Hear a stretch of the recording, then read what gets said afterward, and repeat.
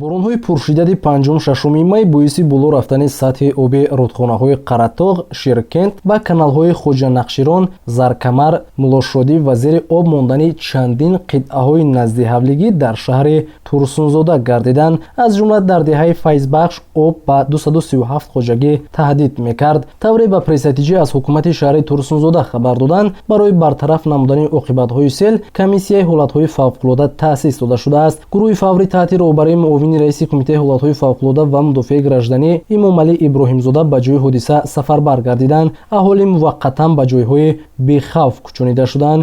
ин офати табиӣ талафоти ҷонӣ надоштааст. ҳамчунин бар асари бориши шиддатнок ба ноҳияҳои кӯҳии вилояти Суғд, шаҳри Ҳисор ва ноҳияи Рӯдакӣ низ зарар расидааст. бино ба маълумоти агентии обу ҳавошиносӣ, Тоҷикистон аз 10 то 16 моҳи май дар қаламравии мамлакат ҳавои номусоид дар назар дошта шудааст. боронҳои пуршиддат, шамоли сахт, жола, раъду барқ метавонанд барои сокинон мушкилиҳо пеш оранд. хабарҳои Тоҷикистон ва ҷаҳон дар пресс-натиҷӣ.